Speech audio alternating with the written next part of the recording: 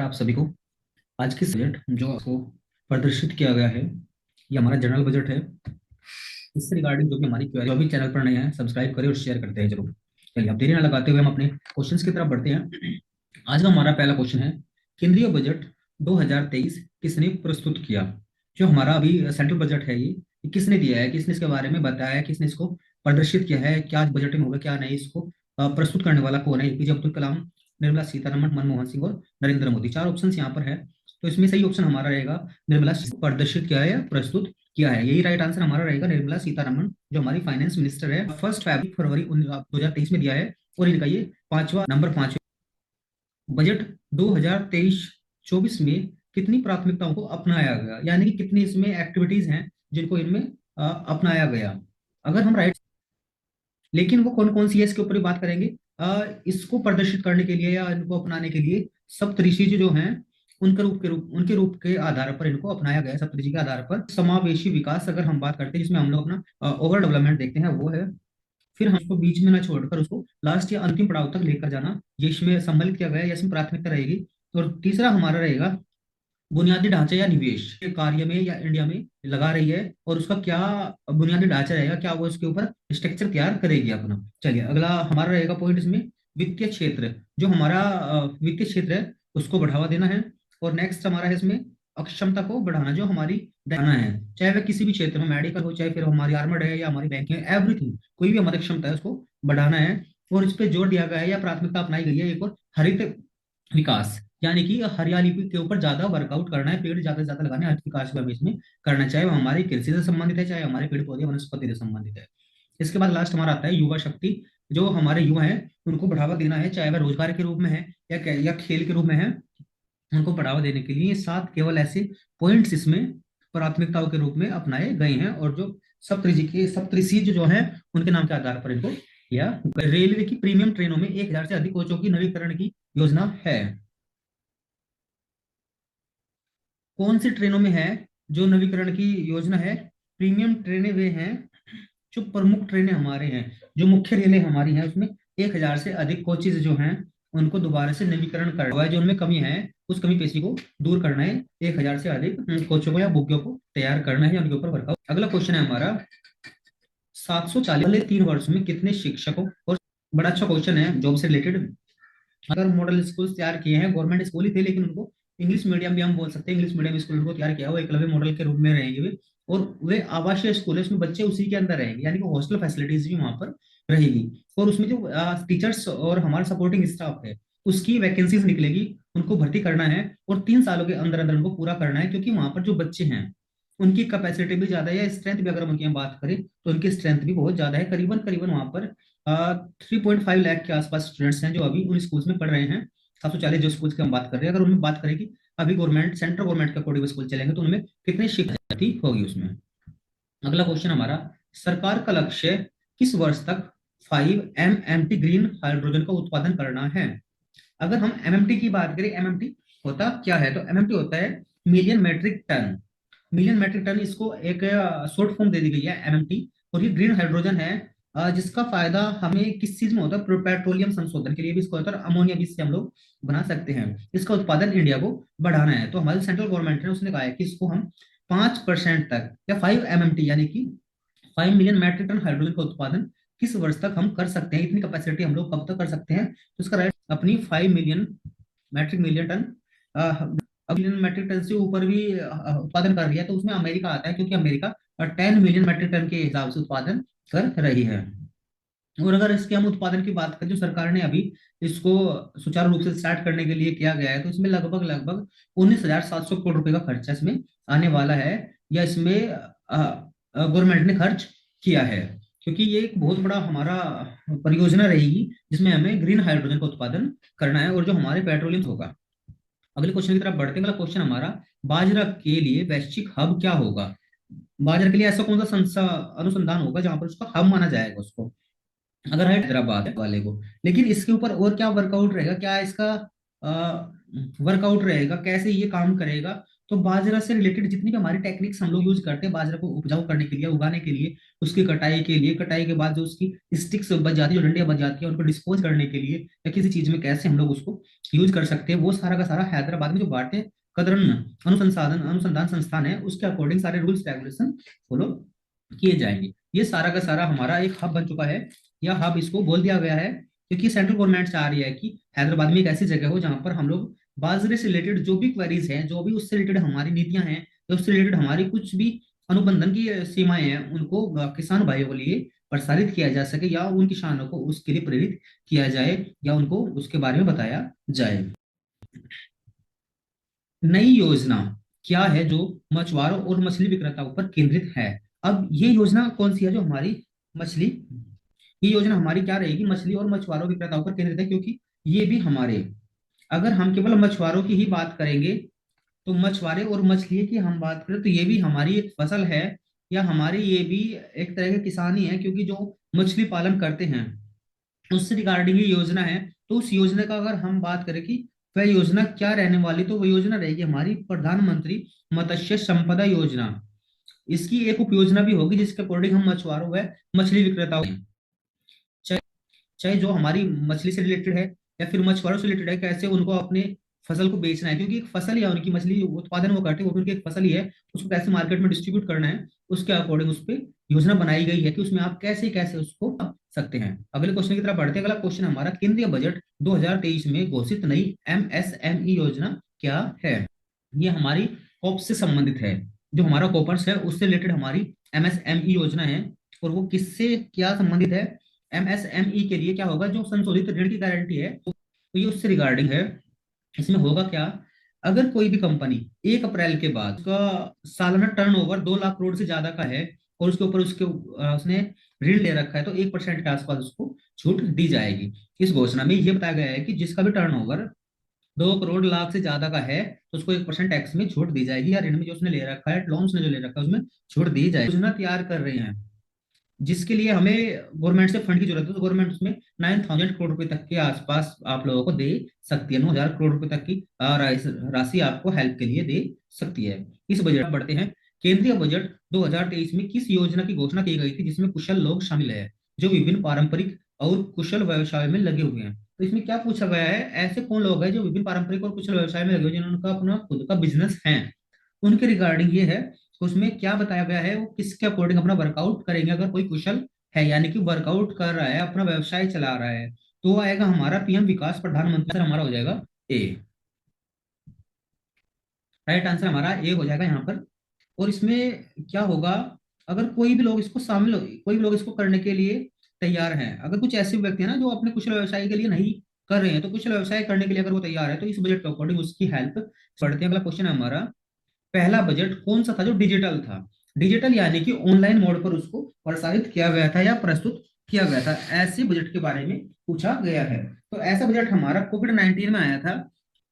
जब कोविड-19 चरम सीमा पर था, तो उस टाइम पे इस बजट को 2021-22 वाला जो बजट था उसको ऑनलाइन मोड पे प्रदर्शित किया गया था या प्रस्तुत किया गया था निर्मला सीतारमण जी के द्वारा। ये हमारा पहला डिजिटल बजट था, क्योंकि कोविड की वजह से कोई भी अपनी चेयर पर नहीं बैठ पा रहा, तो घर से ही उसमें भारत का पहला केंद्रीय बजट कब पेश किया गया था? बिल्कुल अच्छा क्वेश्चन है। भारत का, जब हमारा देश आजाद हुआ था उस टाइम पे, या उसके बाद में जब हमारा बजट प्रस्तुत किया गया था, तो वह कब का था या कब उसको प्रस्तुत किया गया था? तो यहाँ पर ऑप्शन आपको दिए हैं, 1947, 1948, 1959 और 1950। हमारा देश आजाद हुआ था 1947 में, यानी कि हमारा पहला जो बजट। अगले क्वेश्चन की तरफ बढ़ते हैं। केंद्रीय बजट किस समय पेश किया जाता है? जो हमारा सेंट्रल बजट है वो किस समय, किस टाइम उसको प्रदर्शित किया जाता है या प्रस्तुत किया जाता है? तो उसको प्रस्तुत करने के लिए यहाँ पर 4 ऑप्शन आपको दे रखे हैं, 9 पूर्वाह्न, 11 पूर्वाह्न, दोपहर 12 बजे और दोपहर 1 बजे, यानी कि सुबह के 9 बजे, सुबह के 11 बजे, दोपहर के 12 बजे और दोपहर के 1 बजे। अगर केवल हम यहाँ पर बात करते हैं, तो सारी भूमिकाएं शुरू कर दी जाती है। अगले क्वेश्चन की तरफ बढ़ते हैं। केंद्रीय बजट 2023 में चालू वर्ष की आर्थिक वृद्धि का अनुमान कितना बढ़ाया गया, कितने परसेंट उसमें उसको बढ़ाया गया है? तो यहाँ पर उसको टोटल अभी तक जो 7%, और इसी परसेंट के बाद है, लेकिन जब उसकी कार्यवाही शुरू होती है, जैसे लास्ट वाले क्वेश्चन में पूछा गया था केंद्रीय बजट किस समय पेश किया जाता है, तो मैंने 9 बजे हो जाते हैं कब, वरिष्ठ नागरिक बचत योजना के लिए अधिकतम जमा सीमा कितनी बढ़ाई गई है? जमा सीमा यानी कि अगर कोई सीनियर सिटीजन है वो कितने टाइम तक या कितने रुपए उसको बढ़ा सकता है, जमा कर सकता है, मैक्सिमम लिमिट उसकी 15 से उस सेविंग्स में जमा कर सकता है। अगले क्वेश्चन की तरफ बढ़ते हैं। 66% बढ़ाकर अधिक किया जा रहा है, अगर उसको 66% बढ़ा दिया जाए तो कितना उसमें, उस योजना में कितना खर्च आएगा?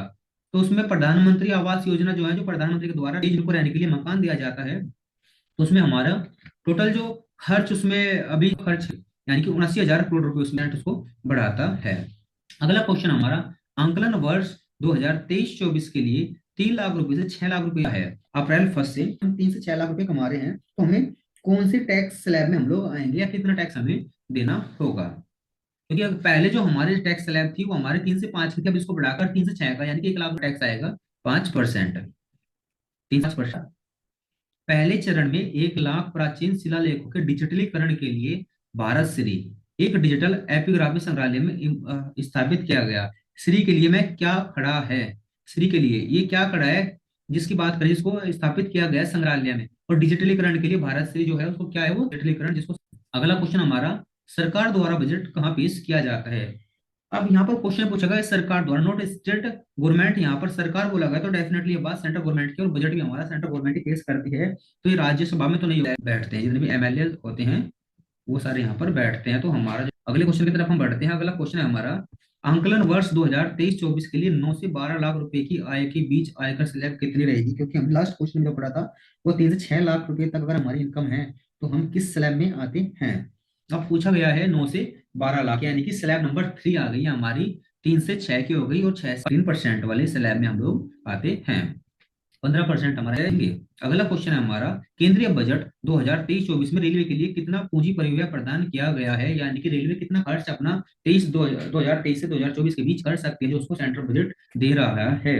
क्योंकि सेंट्रल गवर्नमेंट जब अपना बजट पेश करती है तो वो सारे स्लैब्स अलग कर देती है कि इसको जितना देना है, इसको जितना देना है। ऐसे इसमें पूछा गया है कि इंडियन रेलवेज जो है उसको कितना पैसा मिल रहा है खर्च करने के लिए। तो इंडियन 2023-24 वाले बजट में उसके ऊपर परिव्यय कर। क्वेश्चन है हमारा, वित्त मंत्री ने नई कर व्यवस्था में उच्चतम अधिभार दर को 37% से घटाकर कितना करने का प्रस्ताव किया है? जो भी हम उच्चतम अधिभार ले रहे हैं वो 37% है, उसको घटाकर कितना करने के लिए प्रस्ताव करने का प्रस्ताव रखा है?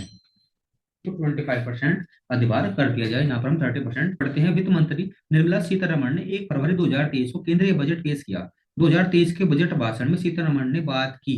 अच्छा, इन्होंने क्या पूछा है? जो बजट निर्मला सीतारमण जी ने पेश किया वो 1 फरवरी 2023 को पेश किया है, तो उन्होंने कितने टाइम अपनी स्पीच दी है, कितने टाइम तक उन्होंने अपना भाषण दिया है, अपने भाषण देने में कितना उन्होंने टाइम लिया है, ये बात पूछी गई है। तो उन्होंने लगातार वो अपनी स्पीच पढ़ते हैं। किस वर्ष बजट बीफ केश की राष्ट्रीय प्रतीक वाली परंपरा पारंपरिक बही खाता में बदल दिया है या बदल दिया था?